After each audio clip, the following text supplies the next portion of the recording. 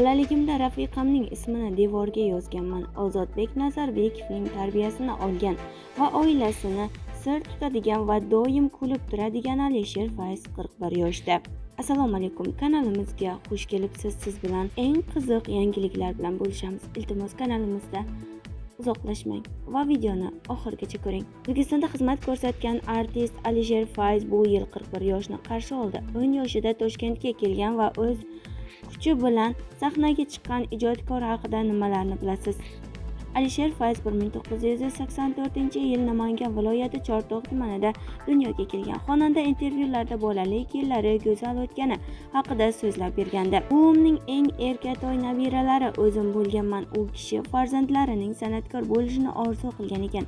Menda san'atga qiziqish sezgani uchun uni rivojlanishiga ko'proq e'tibor berardi. Qayerga borsa meni o'zi bilan olib borardi. Nabiram qo'shiq kuylay oladi deb maqtanardi. Eng qizig'i, to'y hashamlarda borishimizda avval sumkasiga 2 tuxumni solib olardi. Ularni iliq suvga olib menga ichirardi. So'ng san'atkorlarning yoniga borib nabiramga ham navbat beringlar, ovozi juda shirali deb maqtardi. U kishi bilan ayollar gashtagiga, hatto sanatoriyaga borsa yetaklashib borardigan nabira ham o'zim bo'lganman, deydi Alisher Fayz. Xonanda bolaligida tasodifan rafiqasini ismini devorga yozgani va u uzoq yillar saqlangani haqida so'zlab berdi.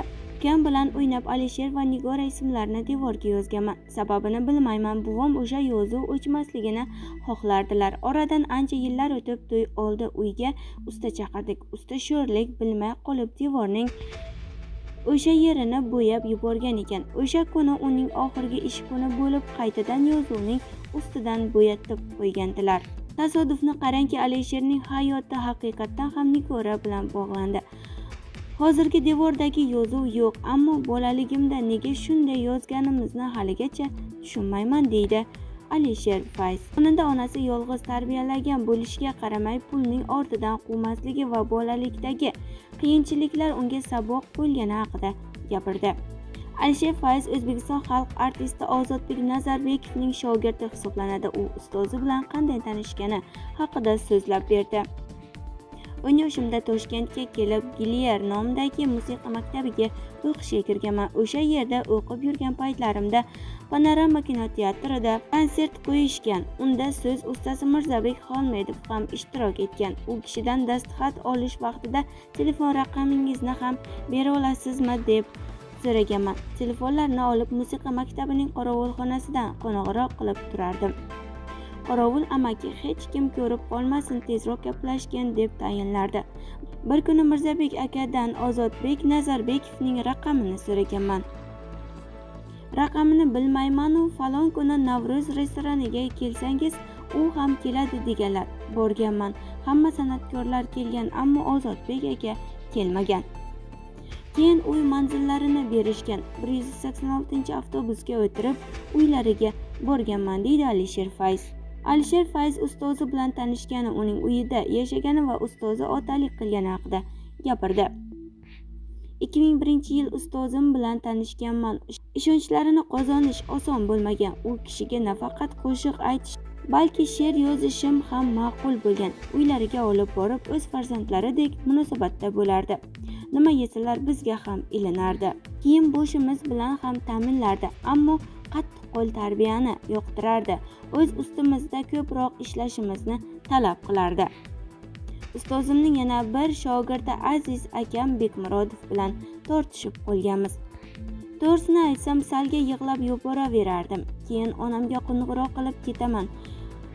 Shunday bo'ldi deganman. Bo'pti, kel o'g'lim, ashulachi bo'lmaysan, undan ko'ra kelasan. 2 qo'y, 3 mol olib beraman, boqib yuraverasan, kel dedilar onam. Bu gapni eshitib, o'zi mendan o'tdi. Yo'q, bormayman deb fikrimdan qaytgandim. Qarang, onam bir og'iz gap bilan ham ko'nglimni olganlar, ham qanaqadir mashaqqatlardan ketsam meni nimalar kutib turganini ham anglatib qo'yganlar. Agar yo'q kelmaysan deganlarda balki ketib o'rgan bo'lardim, deydi Alisher Fayz. Endi uzoq yillar telefondan foydalanmagani va endi bunga majbur bo'layotgani haqida. Telefon xayolimni chalg'itadi deb undan foydalanmasdik. Bu jarayon 12 yil davom etdi. Hozir esa telefonda ijtimoiy tarmoqlardan foydalanaman. Ammo bu odamni chalg'itadi, ba'zan charchatadi. Yugur-yugurlardan charchab ketgan paytlarimda o'tiramanda ko'zlarimni yumib olib 5-10 daqiqaga dengiz bo'yigami, qayoqqadir ketaman. Aytgancha, Gilierda o'qib yurgan kezlarimda sinfdoshlarimga bugun Ozodbek Nazarbekovga shogird tushish uchun uylariga boraman derdim-da, borardim-u uchrasha olmasdim.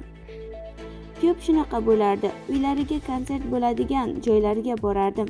Keyin bir o'rtog'im anchadan beri shunaqa deb ketyapsan-u, ko'risholmayapsan.